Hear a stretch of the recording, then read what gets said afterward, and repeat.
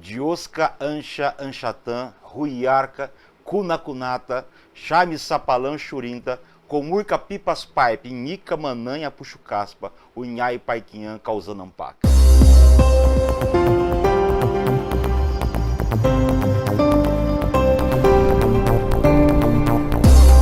Seja bem-vindo a mais um podcast e eu estou dizendo para você o cerne da palavra de Deus, o texto áureo das Escrituras, João 3,16, na língua do povo quechua do Peru. Em homenagem ao nosso convidado hoje, pastor Alexandre Índio, que está conosco, eu quero que você entenda que tudo começou, todo o projeto de Deus está resumido nesse texto de João 3,16, porque Deus amou o mundo de tal maneira que deu seu Filho unigênito para que todo aquele que nele crê não pereça, mas tenha a vida eterna. É um prazer recebê-lo aqui, pastor. Seja muito bem-vindo ao nosso podcast. Para nós é uma honra recebê-lo aqui. Muito obrigado pelo convite. Eu é quem agradeço, né, por essa oportunidade maravilhosa de estar nesse espaço que pertence ao reino do nosso Deus, não é verdade? Amém, amém. Pastor Índio é um pastor luterano e ele se apresenta como índio mesmo, honradamente. Talvez essa seja, pastor, nosso primeiro podcast transcultural, né? O pastor Índio vai se apresentar, contar um pouco da história dele, da vida dele, daquilo que Deus tem feito na sua vida, da maneira como tem usado.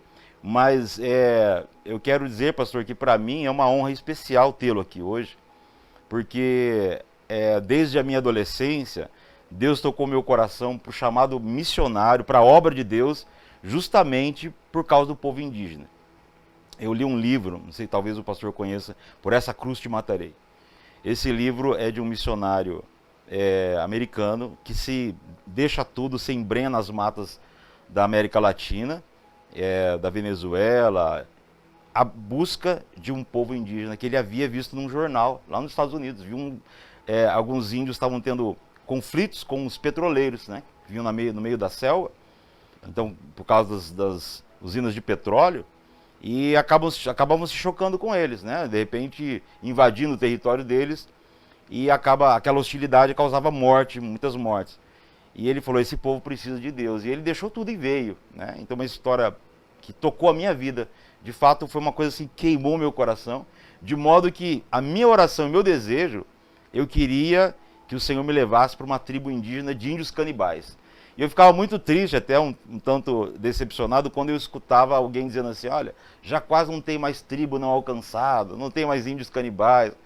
E aquilo tudo, então, me levou para dentro da igreja, a me envolver com coisas indígenas. Tanto é que nós tivemos uma época, na minha adolescência, tivemos um trabalho de missões, e eu ia representar, então, as tribos indígenas. Foi quando eu decorei João 3,16 na língua do povo peruano, o povo quechua do Peru, os índios quechuas do Peru, né? E então, para mim, tem uma conotação muito especial recebê-lo aqui, né? Então, é um prazer tê-lo conosco hoje. Muito obrigado. Você fala do chamado, né? E começa falando de João 3,16, num idioma aí indígena.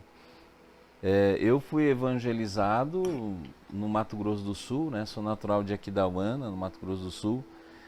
E a minha evangelização é bastante assim um agir de Deus de muitos anos, até mesmo antes de eu ter nascido, porque houve nos Estados Unidos um movimento, um avivamento para evangelizar as nações, e um grupo de americanos presbiterianos, eles se deslocam lá para o Mato Grosso do Sul para evangelizar os índios, e eles acabam chegando na época em que meu avô era pajé. Tribos. Na tribo mesmo, na reserva totalmente mesmo, isolados. no município de Miranda, onde havia essa reserva. E eles chegam na reserva, e quem toma a iniciativa de declarar o que vai acontecer é meu avô, que é pajé. E ele diz que em 7 dias ou eles morrem ou eles vão embora. E passam os 7 dias e não acontece nada disso do que o pajé disse. E o pajé então chama os filhos e diz, a partir de hoje vocês vão seguir o espírito dos missionários. Que legal, a linguagem deles, né? Exatamente, porque os espíritos que eu sirvo são inferiores do que o espírito dos missionários. E a gente sabe quem é esse espírito, né? Glória a Deus. É o Espírito Santo de Deus. A partir dali, quando a minha mãe, então, vai trabalhar numa fazenda e depois vai para a cidade morar com os fazendeiros, ela conhece meu pai, que é um pernambucano que vai buscar madeira no Mato Grosso do Sul para levar para o Pernambuco. E ele sofre um acidente e acaba ficando em Aquidauana e vai trabalhar na prefeitura, e a minha mãe mora exatamente do lado da prefeitura e lá conhece o meu pai. Que coisa. E nesse processo, né, de meu pai não ser cristão, minha mãe ser de berço cristão, a dificuldade, né, que havia, né, crente era uma pessoa assim muito forte, né? As pessoas tinham até um certo receio da igreja, né? Com medo de ir no culto e chegar lá, virar crente, virar crente. Ou cair, ou ficar daquele jeito. Então meu pai era um pernambucano que ele tinha esse tipo de pensamento, e a mãe sempre orava por todos nós. A minha mãe convidava todos os pastores que ela conhecia para ir em casa, né? Que bênção. Só que o meu pai não gostava disso. E nós crescemos um pouco também não gostando disso. Meio arredios a tudo. Exatamente. Mas nós sempre víamos a mãe com a sua Bíblia, com as suas orações, né? E quando então a Igreja Luterana chega para fazer um trabalho também de evangelização na cidade vizinha de Aquidauana, que é Anastácia e Aquidauana é dividido por um rio, a Igreja Luterana chega lá com um projeto de construir posto de saúde para os índios. E vai um pastor lá que ele se identifica muito com os índios. A Igreja Luterana, nessa época, ela veio direto dos Estados Unidos ou já tinha nessa época uma já base já tinha. No Brasil são 118 anos, né, que a igreja chegou.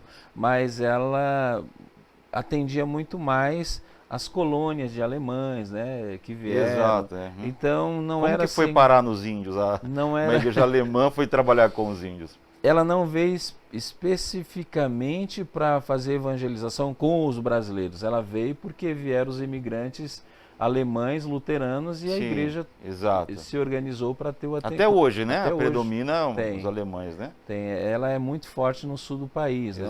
onde está concentrada as colônias alemãs. Exatamente. E quando então a igreja faz um projeto de colocar nas capitais uma igreja, Campo Grande está a 120 quilômetros de Aquidauana. E é muito de Deus isso. As pessoas iam pescar no Pantanal, paravam em Campo Grande e comprava isca em Aquidauana, porque é o portal do Pantanal. Entrada ali. E aí um pastor resolveu ir lá então fazer missão com os índios. Que benção. E quando eu conheço esse pastor, como é o nome dele? Tem pastor José Euclides Dávila dos Santos, né? Que benção. Um pastor, um gaúcho, que se identificou demais com os índios. E virou um índio alemão no meio daqueles índios, né? Ele tinha um carinho muito grande e houve então uma identificação. Eu até trago um livro, né, que eu gosto muito dele, né? Você falou para se tivesse alguma a amizade, a chave para a evangelização. Eu gosto mais desse livro porque eu fui evangelizado pela amizade do pastor. O pastor, ele se tornou amigo. Então ele não chegou falando de Jesus no primeiro momento, ele chegou fazendo amizade. É a estratégia que ele exatamente. usou. E depois eu lembro que a gente gostava muito de conversar sobre fatos, né? E você fala sobre a história, né? Esse livro aqui, A História das Missões, é um livro também que ele conta a história das missões no mundo. E impressionante que muitos casos se identificam, né? A forma como as pessoas foram evangelizadas, como é que Deus usou habilidades, dons, pessoas das mais diferentes etnias, né, para levar o evangelho. E esse pastor vai lá, conquista os índios. Ele morava onde, o pastor? Ele morava no Rio Grande do Sul e foi ser pastor residente lá em Aquidauana e Anastácia. E ele tinha uma estratégia de frequentar a tribo. Como que ele... Quanto tempo que ele ficava lá para manter essa amizade, né? Para fazer essa amizade? Tem uma história até interessante, né? Que o pastor de Campo Grande, que foi conhecer, deu o pontapé inicial para ver o que tinha aqui da Uana, né? Ele conhece a família, o meu tio, que era pastor, ele tinha um ministério, né? E quando esse pastor de Campo Grande chega em Aquidauana e ele vai procurar pessoas, explicar, ele não conhece nada, ele chega lá, ele vai assim na oração e crendo que Deus ia abrir o caminho, né? Amém. E ele conhece o meu tio, que já era pastor, ele tinha uma igreja, ele tinha um ministério, mas ele não era sozinho. E eu lembro que o meu tio contava que quando ele conheceu o pastor luterano, eles se identificaram demais por causa da evangelização com os índios, né? O pastor luterano estava lá para evangelizar índios e o meu tio era índio e já era pastor. E aí o meu tio leva o pastor luterano para fazer uma pregação naquele sábado à noite no grupo deles. E aí eu não sei o que houve lá, que meu tio foi tirado daquele ministério porque meu tio levou um pastor estranho lá. Era alemão. Levou um branco lá. Não combinava e tinha umas coisas diferentes. E aí o pastor luterano falou, já que o senhor está sem o seu ministério, vamos começar o nosso. E assim começou o trabalho. Poxa, que coisa. Em Aquidauana, em Anastácio. De lá saíram 3 pastores indígenas. Que bênção. E a formação dos pastores luteranos é no seminário luterano, né? Sim. Então, quando eu conheci a igreja luterana, eu conheço com o pastor residente já, pastor José, e o meu primo, que é filho desse meu tio que era pastor, eles me convidando e falando e tudo mais, né? E aí eu não sei o quanto você já viu essa questão de estratégia, né? Eu me aproximei da igreja luterana porque eu gostava de pescar, jogar bola, né? E era torcedor do Santos. E o pastor torcia porque o time dele era lá do Sul, né? Era o Grêmio. O Grêmio. Não sei se era o Grêmio, se era o Inter, né? E na igreja tinha um campinho de futebol. E aí eu achava estranho, né? Como é que aquele pastor apoiava o futebol, né? Até então ali, alguns pregadores até diziam que o futebol não era de Deus, não era né? De Deus. E era muito discriminado o futebol, né? E ele falava, não, o futebol faz parte do corpo, da mente, né? Exercício e assim por diante. E eu achei muito estranho esse pastor e com o tempo essa amizade foi se fortalecendo até que então... É muito impressionante, né, esse envolvimento de um pastor luterano, que geralmente nós ouvimos um trabalho com índios, geralmente grupos pentecostais, né? Que são assim mais envolvidos com um trabalho de evangelização indígena. Mas como Deus preparou toda essa situação, né, e provavelmente tudo isso resultou em você estar aqui hoje, né, como pastor, né, sendo usado por Deus. Mas quem que foi o primeiro a se converter da sua família? Da minha família foi esse meu tio, e da minha casa, eu não tenho nenhum irmão meu, nenhuma irmã minha que se tornaram membros da igreja luterana. Eu tenho um irmão caçula que ele é pastor, ele tem um ministério, ele é pastor. E ele está em Mato Grosso? Ele está em Bandeirante, no Mato Grosso do Sul. Bandeirante. Né? Eu tenho um primo que mora em Miranda, ele é pastor da Igreja Presbiteriana Independente. E ele faz um trabalho de evangelização nas aldeias. Ele tem um programa de rádio que ele atende as aldeias, né? Mas eu tenho, por parte da família Nimbu, que é o sobrenome da minha mãe, eu tenho tios, tenho primos, tenho sobrinhos, todos eles lá na aldeinha de Anastácio, são membros da igreja luterana. E dentro dessa aldeia, esse pastor José Euclides, porque o que acontecia? A igreja construiu um prédio lá para ter as atividades, o culto e tudo mais, posto de saúde. Só que o índio não ia lá. O que o pastor fez? Ele foi na aldeia, conversou com o cacique, que era meu tio, e que se tornou membro da igreja luterana, e eles inventaram a igreoca, a igreja na oca. Olha que né? bênção. E o que é a igreja na oca? A igreoca, né? A igreoca é um espaço coberto. No início era só onde colocava o altar, era coberto. Aí espalhavam uns banquinhos de madeira debaixo das árvores e os índios chegavam ali, escutavam um pouco, iam embora. E aqueles que já tinham sido evangelizados ficavam. Hoje a estrutura da Igreoca está assim muito, muito bonita, né? Que maravilha. Que E bênção. não é e é bastante interessante esse detalhe, porque eu carrego isso comigo, né? Como pastor, né? Mensageiro do Evangelho.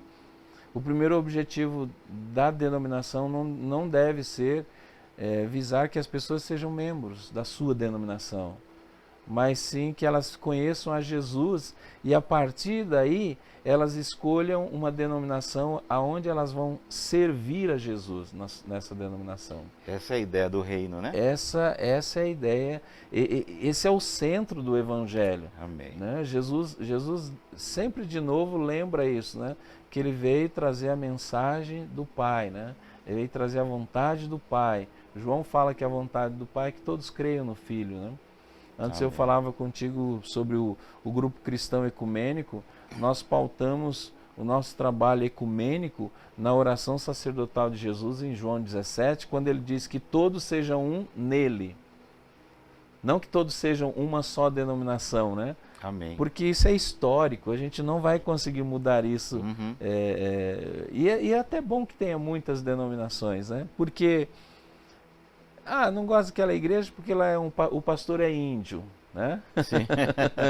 Então vai naquela outra que ele é muito bom que tem igreja para todo gosto, exatamente, né? Todo tipo, Se né? tem uma coisa que a pessoa não vai poder dar desculpas no juízo final e dizer, é que eu não tinha, não né? me identifiquei com nenhum. Não, né? tem É interessante essa visão. A visão missionária, na verdade, eu creio que todo missionário que ele passa por um treinamento, ele recebe essa informação de que você precisa falar a língua deles, né? Sim. Como o pastor disse, que eles não vinham para a igreja dos brancos, eles não vinham para a igreja dos brancos, por uma questão cultural, né? Não tem como você tentar bater de frente com uma questão cultural que você não consegue entrar com o evangelho. Até nós falamos lá do sul, existem alguns lugares mais no interior do Rio Grande do Sul, onde o Rio Grande do Sul todo eles têm o costume de tomar o chimarrão, né? Isso. Mas alguns vendedores diziam assim, ó, chega em algumas cidades, se você não toma um chimarrão com eles, pode ir embora que você não vai vender nada ali. Né? Então existe essa identificação, né? O missionário que chega para se identificar, ele acaba se incorporando à cultura e assim pode levar o evangelho, né? E é interessante, tem um livro chamado Fator Melquisedeque, não sei se o pastor conhece, Don Richardson, onde ele diz que em cada povo, em todo povo, existe uma marca de Deus ali, onde você pode entrar com o evangelho. Né? Então ele coloca, por exemplo, existem, sobretudo nos povos tribais, onde as informações são passadas de forma oral. Né? Até em algumas tribos, a televisão é o pajé, o mais velho ali, né? As crianças todas sentam em volta e ele vai contando as histórias. E ali tem histórias que remontam séculos, milênios, né? E muitos deles contam história, tem história do dilúvio, por exemplo. Né? Só que o dilúvio é um índio que arrumou um tronco de árvore, chamou todos os outros índios. Vai mudando, mas a história é a mesma, né? A gente percebe que está falando de Noé. Né? E em várias tribos, então, tem alguma marca onde Deus deixou, uma porta, né? um selo de Deus ali por onde o evangelho pode entrar. E o missionário que consegue fazer isso, então ele consegue, às vezes, ganhar a tribo toda, né? Porque o pajé tem o peso, né? Tem. Todo mundo para lá, vai todo mundo para lá. É muito bonito isso, né? Meu tio, quando ele era o cacique da reserva, ele chamava todos para o culto, né?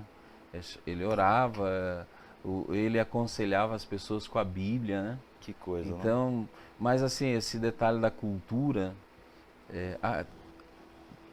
tira o índio, põe um português ou põe um italiano, né? Você não elimina a cultura deles. Não tem como, né? Você não Faz elimina. parte dele, né? Exatamente. Nós usamos o termo de darmos uma nova roupagem na cultura. Não eliminamos a cultura. Né? Os próprios alemães, né? As igrejas do Rio Grande do Sul, tem igrejas que o salão de festa é maior que o templo. Porque Sim, a cultura é uma questão a cultural. A festa é mais exatamente, mais visceral, né, a festa. Você tem a convivência das pessoas, porque no culto você tem é solene, né? Sim. Agora você tem um jantar, um almoço, um momento festivo, até se usa isso muito para evangelização. Você leva um amigo seu que não tem Jesus na vida dele, e aí ele começa a perceber que na igreja tem esse momento de festa, esse momento festivo, esse momento, vamos dizer, humano, né? Porque a nossa estrutura física, mental, né? Nós precisamos disso, né? Eu lembro muito que quando os pastores faziam grupos de andar de bicicleta, né? Grupos de correr, andar à noite, caminhadas. São grupos de né? convergência, né? Exatamente. Onde traz os interessados para um ponto. E aí eu lembro fixo, que lá em Minas tinha um comum. grupo de pastores, era tipo um conselho, igual temos aqui em Bauru, em que os pastores se reuniam para fazer a caminhada da noite, mas eles faziam caminhada naqueles lugares onde eles iam poder distribuir alimentos, lanches, né, para as pessoas. Então eles juntavam o útil ao agradável, né, e fazia a evangelização caminhando, pedalando. Eu tinha um pastor em São Paulo que ele corria São Silvestre e ele se vestia de coelho. A última que eu vi, ele se vestiu de coelho. Não era de coelho, não, era de ovelha. Ele se vestia de ovelha e ele distribuía mini ovelhas. Olha só. E todas elas levavam um versículo bíblico para explicar para as pessoas por que é que ele estava vestido de ovelha. E aí ele dizia que ele era a ovelha de Jesus, que estava ali participando e compartilhando o amor de Jesus. São estratégias que Deus dá, mas parte de um coração que tem amor pelas almas, né? Um coração evangelizador. Né? Que não quer ficar só lá com... na aldeia, até hoje, né? Tem as festividades dos índios, da etnia lá dos índios terenas, e eles têm as danças deles, né? Até normalmente, eu não sei se você ia me perguntar isso, né? Mas normalmente as pessoas perguntam: em que momento você deixou de ser índio religioso e passou a ser um índio cristão, né? Qual que é a diferença, né? E eu sempre gosto de ilustrar que o índio acredita que na mata tem um espírito que cuida da mata, né? Que a lua, o sol e tudo mais. Aí eu digo para as pessoas da área urbana, né? Eu falei, engraçado que vocês também têm esse correspondente. Não é o espírito da mata, mas tem muita gente que acredita que ferradura dá sorte, né? Pé de são coelho superstições, né? Exatamente. Para o índio é religião isso. Eles querem adorar um ser superior. Já na área urbana há muita superstição nesse sentido de proteção, para dar sorte, para se dar bem, né? E aí você vai olhar, a natureza humana, tanto do índio quanto do branco, ou qualquer que seja a etnia, é a mesma. Porque nós somos farinha do mesmo saco, nós descendemos de Adão e Eva, Tá e nós todo mundo faltando um pedaço, né? Todo Exatamente. mundo falta essa ligação com Deus. Exato. E de alguma forma, independente da cultura, vai procurar se preencher, né? Exato. Se religar a Deus de alguma forma, procurando o pau, a pedra, o sol, a lua. Né? E eu chego à seguinte conclusão, né? Que o Evangelho, o apóstolo Paulo diz que é poder de Deus, né?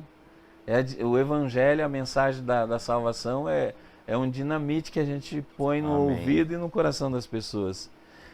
Então ele não depende da etnia, ele depende do mensageiro com a mensagem do Evangelho. Amém. Então é difícil evangelizar quem? É difícil talvez nós entrarmos numa cultura. E aí vem toda essa questão do preparo. E chamou a minha atenção quando você fala uma língua de um povo, João 3,16, né? Para evangelizar precisa também se preparar, estudar, buscar estratégias. Lutero tinha uma expressão que ele dizia que nós temos que criar situações para que o evangelho chegue no ouvido das pessoas, porque para chegar no coração o Espírito Santo faz. Amém. É o que Paulo diz, né, em Romanos 10, como ouvirão se não há quem pregue? Alguém precisa pregar, né? Exato. Alguém precisa chegar lá, né? E geralmente Deus levanta os seus para ir em qualquer lugar. É interessante que nessa imersão transcultural, às vezes os missionários cometem muitos equívocos, né? Sim. De querer impor alguma coisa, até algumas questões assim de levar a Santa Ceia, né? Vinho, que o índio não conhece vinho, né? O pão, não conhece o pão, né? E tem muitos missionários que celebram a ceia com o que eles têm lá mesmo. É a mandioca, é a água. O importante é trazer a mensagem, né? Trazer a Bíblia na linguagem, né? As coisas de Deus na linguagem que o povo possa. Na verdade, o que Jesus fez foi isso. Né? Não existe nenhuma experiência transcultural que seja mais diferente do que Deus descer do céu, se transformar em um ser humano. Uhum. Então a mudança foi tão grande, de modo que ele teve que se tornar um homem para falar a linguagem do homem. Até é interessante que nesse livro, A Cruz e o Punhal, Por Essa Cruz Te Matarei, um índio, o missionário ele teve um tempo suficiente com os índios para tentar aprender a língua e a cultura. E ele conheceu uma história que eles tinham, que havia um índio motilone, que olhava para um formigueiro e ele via as formiguinhas trazendo e ele falava assim, poxa, eu queria ajudar vocês, mas se eu for tentar ajudar eu vou destruir tudo, eu não consigo. E um dia o motilone se transforma numa formiga. E aí quando ele, sendo formiga, ele estava ajudando elas carregando, dizendo assim, olha, vocês lembram? Eu era aquele índio que ficava conversando com vocês, eu me tornei um de vocês para ajudar vocês. Ele falou, é aí que eu vou entrar com o evangelho, né? Deus se faz homem para ajudar o homem, né? Então essa experiência de levar o evangelho para uma outra cultura, ela é muito importante, tem que saber falar a língua. Qual que é a etnia, pastor? Etnia terena. Ah, os terenos. Os terenos. Os terenos vêm do Chaco, né? Região ali do Paraguai, e aí eles vão lá por cima no Mato Grosso e se estabelecem. São assim, índios que trabalham muito com barro, com artesanato, né? Cerâmica. Então são os índios assim, o pessoal até fala, os terenas são os índios mais tranquilos, né? Eu até não sei, né, se foi um dos motivos porque é que os americanos presbiterianos foram ali primeiro naquela... Eles eram meio presbiterianos. Eles eram meio presbiterianos. Não, os americanos, sim, os missionários, né? Eles falaram, esses índios aqui já são meio presbiterianos. Eles são mais mansinhos, né? Então vamos cuidar, vamos começar por ali, né? Mas falando dessa questão intercultural, né? O que acaba acontecendo é que eu, como descendente de uma Índia terena, filho e um pai pernambucano, eu passo a ter uma mistura de sangue holandês com sangue indígena, né? Porque os pernambucanos são descendentes dos holandeses. E aí eu caso com uma descendente de alemães, né? Nossa, agora da parte da fé agora. Então a minha família, eu tenho 3 filhos, é uma mistura enorme. Até parece uma Babel lá em casa de sangue, né? Porque é uma mistura bastante grande. Maravilha, isso é bênção. E aí essa questão da evangelização, né? Eu trago para o meu ministério aquilo que fizeram comigo, de evangelizar pela amizade. E como meu ensino médio, antes de entrar para a faculdade de teologia, lá no passado você fazia o curso técnico, era magistério, né? E eu faço o curso magistério e eu vou dar aula e eu começo a me identificar muito com a área da educação. Quando eu venho para Bauru para começar a igreja do zero, a estratégia de evangelização é ter um projeto social. Vamos falar sobre isso daqui a pouquinho. Como que... O pastor tem um projeto social muito bonito, né? Algumas pessoas já me falaram. Como que o pastor chegou no chamado pastoral? Quando foi que Deus falou assim, agora você vai fazer aquilo que fizeram com você, você vai fazer com os outros também? É interessante essa pergunta, porque quando eu conheço o pastor luterano, quando eu então começo a estudar para entender o que é essa igreja, o que é o evangelho, o que é a Bíblia, eu sou assim convidado a terminar o ensino médio e estudar no seminário luterano. Fala, não, mas eu não quero ser pastor, eu quero ser professor, não? E naquela época... era um desejo antes da conversão? Não, antes da conversão eu queria ser caminhoneiro. Caminhoneiro? Caminhoneiro por causa do pai. Né? Caminhão de boi ainda eu queria dirigir. Queria dirigir caminhão de boi. E aí então, quando eu conheço a igreja e há essa possibilidade de eu estudar em São Paulo, onde era o seminário, um internato misto com um internato para ensino médio. E aí eu vou para fazer o magistério, eu quero ser professor. Eu faço 4 anos, me especializo em educação infantil, né? 3 anos é a formatura, 4º ano é a especialização. Pedagogia? Na época não era pedagogia, mas eu podia dar aula até Quarta série na época, né? Eu dava aula até a 4ª série, e aí eu faço um curso para dar aula de ensino religioso até a 8ª série, que na época era, né? E eu queria ser professor, então eu fui investir na minha vida durante 5 anos para ser professor, e a igreja tinha as escolas Brasil afora que eu podia escolher ou ver onde precisava.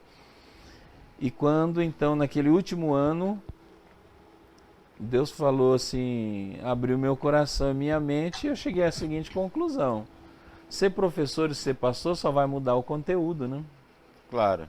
E a partir dali, quando eu tomo essa decisão de fazer teologia, é para não pensar mais em outra coisa. Poxa, e aí o coração grudou Aí naquilo. foi, ali foi.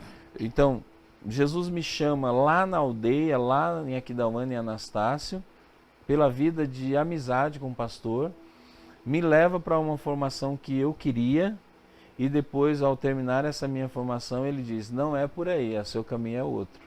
Que coisa, glória a Deus. Isso já são 28 anos, né? 28 anos de ministério pastoral. 28 anos. Mas começou, não em Bauru, né?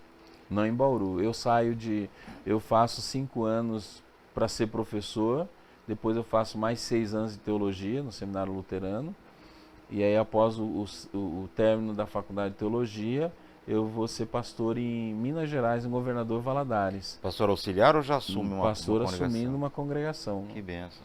Então é assim, quando... Governador Valadares. Governador uma Valadares. Cidade grande. Grande, uma cidade grande.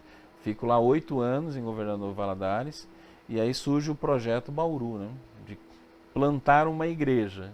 Por que Bauru? Eu tinha lido muito sobre isso, mas nunca imaginei que um dia ia plantar igreja. Bauru, por uma questão estratégica, né? Está no centro. Limeira é a igreja mais próxima, a igreja luterana mais próxima. E Londrina é a igreja mais próxima. Queriam pôr uma igreja bem no meio. Entendi.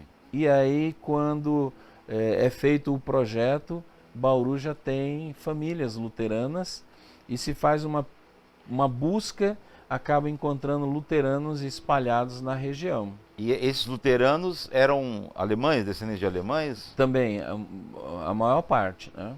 Então, quando é feito o projeto, é para estruturar a igreja luterana em Bauru e fazer um trabalho de pastor itinerante nas cidades em volta, conforme ia conseguindo contato de famílias, de pessoas da igreja, e juntar esse povo, né? Que bom. É interessante, porque essas colônias de alemães, por exemplo, sobretudo os luteranos, eles provavelmente vieram por causa de terras, alguma coisa assim, né? E nesse tempo eles não frequentavam igreja nenhuma, ou eles tinham pequenos grupos? Não, eles... porque assim, o luterano raiz, vamos dizer, né? Os descendentes de alemães, eles ficam sem igreja, mas eles não vão para outra igreja. Exato, por isso que eu estou perguntando, exatamente. Já tem outros que eles vão buscar aonde há uma melhor identificação. Né? Mas eles ficam, esses que não vão, tipo assim, são meio não praticantes. Como se fossem católicos, assim, que não frequentam a igreja. A igreja tem muito material, muita literatura. Ah, sim. Por exemplo, quando Lutero ele começa a fazer ele começa a visitar a região da Alemanha, ele descobre que os líderes religiosos não sabem nem o Pai Nosso. É porque não tinham acesso, né? Então, o que acontece com os líderes? Lutero escreve o Catecismo Maior para líderes, né? Que é a exposição da palavra de Deus para estruturar a liderança. E ele escreve o Catecismo Menor para ser um manual de instrução cristã para o pai ensinar para os seus filhos, para a sua família. Algo bem didático mesmo. Bem didático. E aí o que acaba acontecendo? Isso se torna algo muito presente na vida dos luteranos. Ele vai... É muito difícil um luterano sair da sua denominação. Por quê? Porque mesmo ele não tendo uma congregação, um lugar para ele se congregar, ele transforma a casa dele, um altar lá dentro da casa dele. Ele só não vai ter Santa Ceia. Né? E é nessa perspectiva que se forma o trabalho da Missão Bauru. Por quê? porque se faz um levantamento que a região, com toda É certeza, promissora. ia ter luteranos, né? Seria, e essa itinerância foi para isso, né? Para você ter uma ideia, hoje, eu tenho culto em Votuporanga, 300 quilômetros daqui, uma vez por mês, São José do Rio Preto, 220 quilômetros de Bauru, eu tenho Paraguaçu Paulista, 180, Ourinhos, 130 quilômetros, e eu tenho pessoal de Pederneiras. Então são pessoas E que o senhor mesmo que faz essas eu viagens faço, é a sempre? minha itinerância, né? Que Eu coisa. rodo aproximadamente 3.000 quilômetros por mês, né? Nossa. E aí vem de novo aquele negócio, eu não queria ser motorista, Aí, ó. caminhoneiro? Só não vai de caminhão, mas E aí tá o pessoal, viajando, né, né? o pessoal até brinca, né? "Ah, você não queria ser Não é um motorista de motorista boi, caminhão." mas é de ovelha. Carregando ovelha. Então assim, quando a gente olha para trás, né? Por isso que o Salmo 37:5 fala, né? Entrega o teu caminho ao Senhor, confia nele e o mais ele fará.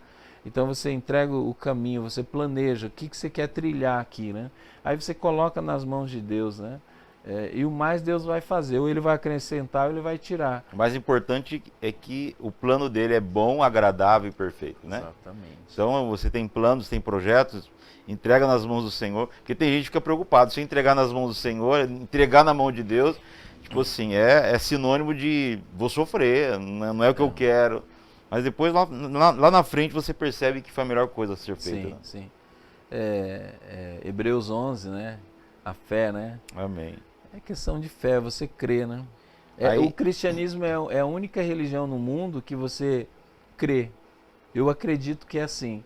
Porque as demais você tem que fazer a sua parte Tem que para fazer alguma acontecer. coisa, é verdade. Para o sobrenatural te abençoar, você tem que fazer a sua parte. Era o drama de Lutero. É. Lutero tinha que fazer a parte dele, para ele ter paz de consciência, alegria no coração e certeza da não chegava nunca. vida eterna. Só que, bom, o que Deus oferece, tudo bem, né? Ele já fez, agora e a minha parte? Quando é que eu vou chegar num nível que eu já posso dormir tranquilo dizendo, já fiz toda a E minha nunca parte? chegava. Ele não chegava. E aí ele não chegava, ele achava que é porque o diabo estava nele, por isso ele tinha o alto flagelo, né? Uhum. O filme dele, ele bate nele um bocado, né? Sim. Porque ele achava, se não sou eu que estou fazendo, então é o diabo, ele está em mim, então eu vou surrar ele, né? Então, a partir da compreensão da palavra de Deus, ele passa a entender que o justo vive pela fé. Amém. E a fé é dom de Deus, né? Então, Dá um descanso, né? aí alivia, né? Descanso para a alma. Glória a Deus, está feito, né? Tetelestai. É Ele isso fez mesmo. tudo, né? E como que o pastor consegue, com essa itinerância toda, ainda desenvolver um trabalho social? Parcerias, né? Parcerias. A minha esposa, por exemplo, na igreja luterana tem, o seminário forma pastores, diáconos e diaconisas, não forma pastoras. Mas a diaconisa e os diáconos, eles têm uma função Pastoral enorme. pastoral muito grande. Porque aí você vai ter pessoas que têm muito mais dons e habilidades, às vezes, que o pastor, né? Eu mesmo tenho pessoas na igreja que eu não me envolvo. Por exemplo, o Ministério de Música, vamos dizer assim, né? Quem cuida da música são aqueles jovens que entendem de música. Quem cuida das transmissões são os jovens que cuidam disso. Então, eles são líderes, né? E esses diáconos e diaconisas, eles são, vamos dizer assim, o braço direito do pastor no sentido da teologia. Porque qual que é a função do pastor do ponto de vista luterano? É aquele que cuida para que a congregação não tome atitudes contrárias à palavra de Deus. Porque às vezes tem ideias brilhantes, maravilhosas, sugestões, mas espera aí, isso Vai desviando do foco. tem amparo bíblico? E isso está de acordo com a palavra de Deus? E quem vai dar essa orientação é o pastor, né? Por exemplo, o pastor não se envolve na administração. Vai pintar a igreja que cor? Deixa as mulheres escolherem que cor, né? Deixa a esposa do pastor escolher que cor vai pintar a casa pastoral. Então, assim, eu consigo dar conta de toda essa correria, porque dentro da parte administrativa existe uma diretoria. Tem todo um respaldo, cada um na sua função. Exatamente. Então, na sua habilidade. Tem o presidente, secretário, é uma diretoria normal como qualquer outro setor. E o que compreende o trabalho social que o pastor O desenvolve? trabalho social, nós temos assim, a primeira coisa que eu já trabalhei em creche, em trabalhos sociais com convênios, né, com o poder público. O problema é que quando nós, igreja, temos um projeto social e nós fazemos parceria com o poder público, nós ficamos meio que engessados. Por outro lado, quando não fazemos a parceria com o poder público, nós sofremos um pouco porque nós não temos verbas. Então nós temos que ver o que nós queremos. Uhum. Por exemplo, se nós fizermos uma parceria com a prefeitura, seria para atender 80 crianças. Só que essas 80 crianças, o menino tem mais 2 irmãos que não se encaixa. Com a autonomia que nós temos sem parceria, pode vir essa criança. Se for parceria com a prefeitura, a gente não pode, porque o lanche não pode ser servido além dos 80. Então, essa dificuldade é muito grande. O ideal seria se a parceria falasse, toma aqui verba para 80 crianças e vocês fazem do jeito que vocês acharem melhor. Mas não, tem que prestar contas, Tem que prestar contas, né? Você não pode passar desse limite do combinado O que não é errado, já que é uma verba pública, precisa prestar Não, contas. precisa. Tem que ser precisa. bem regrado, né? Exatamente. Então, no nosso caso, nós não temos convênio. Nós trabalhamos com voluntários. E aí vem um detalhe gostoso, né, da mão de Deus. Às vezes o voluntário, ele não conhece Jesus, mas ele quer ser voluntário de um projeto social. Ajudar de alguma forma, né? Então, o projeto social, ele é apresentado para a sociedade como um projeto social. Para a igreja, para nós, ele é uma estratégia de evangelização. É uma extensão ministerial, né? Um Exato. braço do ministério. Ele é uma estratégia de evangelização. Porque até ontem mencionei no culto, né? A família toda estava no culto. O menino de 11 anos que gostava de futebol. Nós temos a escolinha de futebol. Ele ia jogar futebol, ia para casa no sábado cansado, feliz, todo sujo, chegava em casa, tomava banho, jantava, ia dormir e os pais ficavam felizes com aquilo. Hoje a família toda pertence à igreja. Benção, hein? E hoje o pai é o professor da escolinha. Então o trabalho é com crianças. Com crianças, né? Nós temos esse trabalho com crianças. E hoje nós colhemos frutos, né? Vamos completar 20 anos, nós estamos em Bauru. Nós vamos completar aí agora 18 de projeto social. Aquela criança que tinha 10 anos, hoje ela tá com sua esposa e seu filho na igreja. Olha que bênção, glória a Deus. Hoje ela é um parceiro, né? Ela sabe quanto que aquilo é valioso, porque ela é fruto dali, né? E o trabalho com crianças é um trabalho a longo prazo. Longo prazo. Né? Mas é quase que um investimento que você vai ter 100% de retorno. Exato. E assim, né? Você faz o trabalho de evangelização com uma criança de 5 anos, só que por trás daquela criança tem um pai, tem a mãe, tem o tio, tem o avô, tem a avó, tem até o cachorro que aparece lá. Então a estratégia, para nós igreja, é uma escola bíblica de evangelização infanto-juvenil. Para a sociedade é o Centro Social Amor Perfeito. Por quê? Porque a gente precisa dar um respaldo também para aquelas pessoas que quando vê Bíblia no meio já não quer, porque eu passei por isso. Uhum.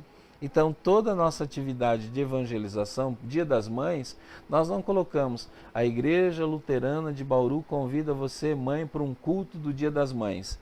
Culto já... Coloca projeto social lá. Projeto social. Se você coloca assim também, nós vamos ter escola bíblica infantil. O bíblica... Já dá uma conotação ruim. Você lembra que Jesus fala que nós precisamos ser espertos e astutos como a serpente e a raposa, humilde e simples como a pomba, né? A parábola de Lucas 16 do administrador infiel, né?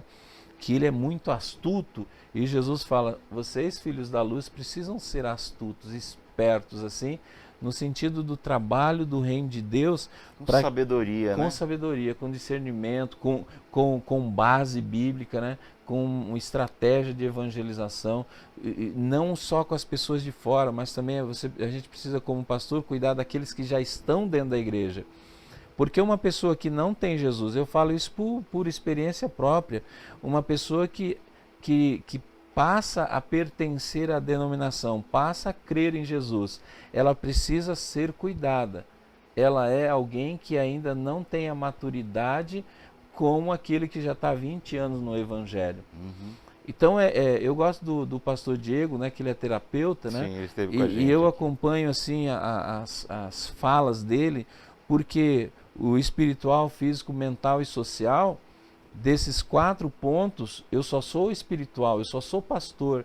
E aí eu tenho que buscar nas outras ciências úteis Para ajudar as pessoas. para ajudar a entender o ser humano. E aí a missão transcultural, até você já chega com um nível de conhecimento do que você vai fazer, diferenciado daquele que não se preparou.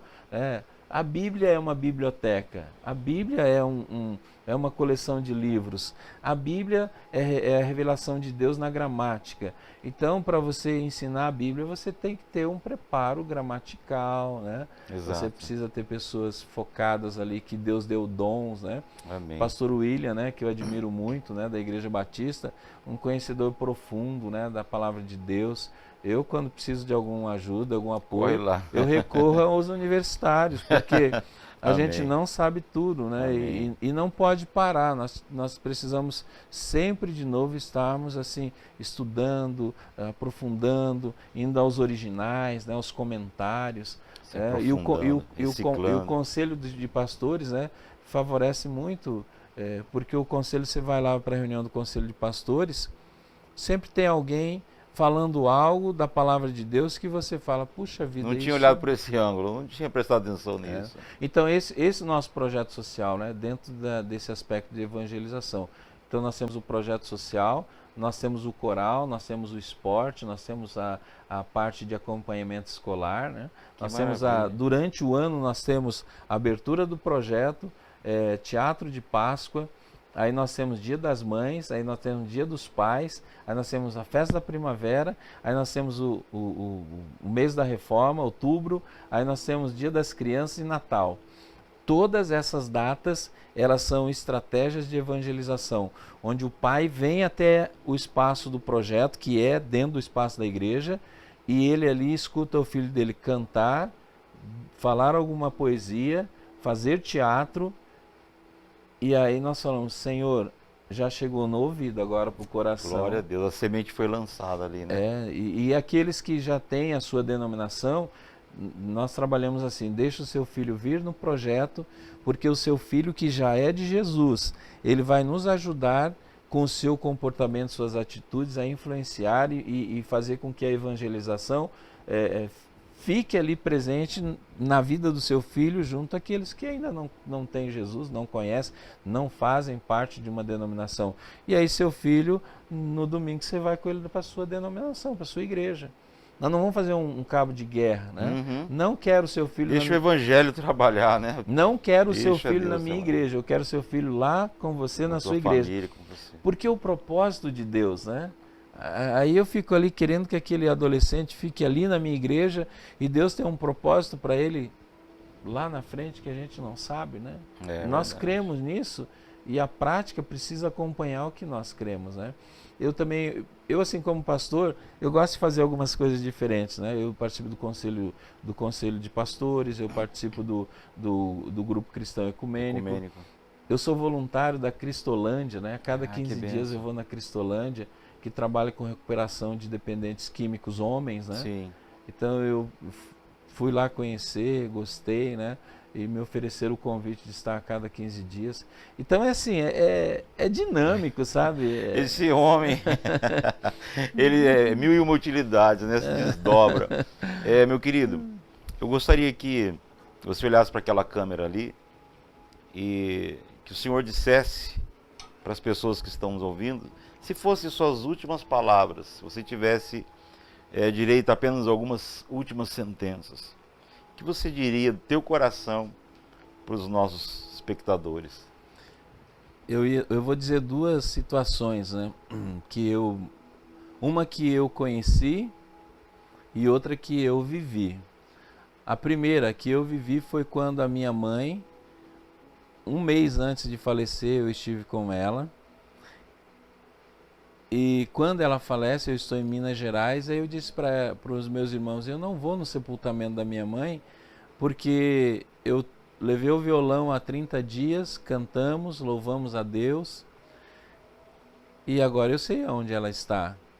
E vocês precisam estar com Jesus para vocês reencontrarem a nossa mãe na ressurreição.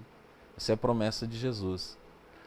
E o segundo momento foi um líder, um senhor, né, já de idade avançada, no leito da morte, né, ele sabia que ele não ia viver mais que uma semana, e ele simplesmente fez um vídeo e fazia assim, ó: amigos, tchau, tchau, eu estou indo, tá? Tchau, cuidem da família de vocês, não esqueçam de colocar Jesus no dia a dia, não esqueçam de amar a Deus, não esqueçam de servir a Deus, tchau, eu estou indo.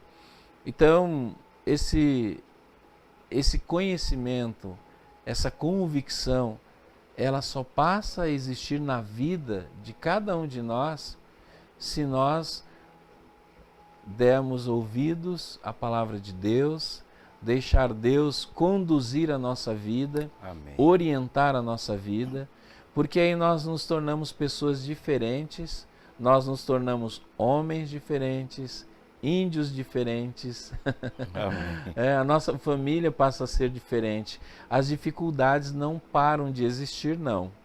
Muito pelo contrário, as dificuldades até aumentam, porque nós precisamos ir na contramão do mundo, da imperfeição humana, das dificuldades. E a palavra de Deus diz que o último inimigo a ser vencido é a morte. E aqueles que estão com Jesus já sabem que a morte foi derrotada. Então Deus Amém. abençoe a sua vida, Deus Aleluia. abençoe a sua família. E vamos juntos, né, como irmãos e irmãs na fé, Amém. pertencentes aí ao reino de Deus, seguir a nossa vida aqui neste mundo, até o dia em que Jesus nos abrir as portas do Aleluia. céu e nós chegarmos na perfeição da eternidade. Que assim seja para todos nós, em nome de Jesus. Amém? Amém. O senhor pode fazer uma oração pra gente? Posso. Em nome do Pai, do Filho e do Espírito Santo. Amém. Senhor nosso Deus, graças te damos por esse dia que se foi. Com ele foram as nossas obras, com ele foram tudo aquilo que praticamos nesse dia. Amém. Queremos te agradecer pelo privilégio da vida em nossos corpos neste momento e também, Senhor, reconhecer as nossas limitações, as nossas imperfeições, os nossos pecados que cometemos contra ti por pensamentos, palavras, ações, omissões, e sabemos que sem Jesus nós já estaríamos condenados aqui, aqui em Bauru, aqui nesta vida e também na eternidade. Obrigado por nos amar. Amém. Obrigado porque a tua palavra diz que o Senhor amou o mundo de uma maneira maravilhosa, enviando Jesus para morrer por nós, para ressuscitar por nós, para subir aos céus, enviar o Espírito Santo. Amém. E todos aqueles que concordam com essa palavra de Jesus, ele diz que ele está no meio de nós. Graças te damos, Senhor, pela tua palavra, pela fé e pelo amor que o Senhor coloca em nossos corações, para nós sermos espertos, astutos, humildes Amém. E simples sim. Na evangelização, no trabalho de semeadores da tua palavra. Amém. Coloque palavras bondosas, coloque palavras da tua lei na nossa boca, do teu evangelho na nossa boca, para que as pessoas possam serem admoestadas com a tua lei e com o teu evangelho, Senhor. A mensagem de misericórdia possa vir com doçura, para que o pecador veja em Jesus um Senhor e Salvador da alma de cada um de nós. É em nome dele que nós te pedimos e te agradecemos. Ele que vive contigo e com o Espírito Santo, um só Deus, por toda a eternidade. Amém. Amém. Amém. Amém. Pastor Índio, um prazer enorme recebê-lo aqui. Nós temos assunto para ficar aqui mais alguns podcasts conversando. Esse homem aqui é um patrimônio da humanidade.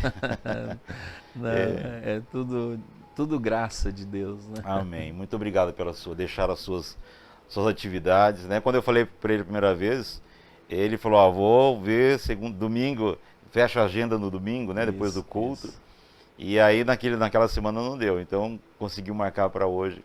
E eu fico até constrangido de tirá-lo dessa missão tão abençoadora para gastar esse tempo conosco aqui, mas eu creio que será bênção para as pessoas que estão nos assistindo, né? E como assim foi bênção para a nossa vida aqui.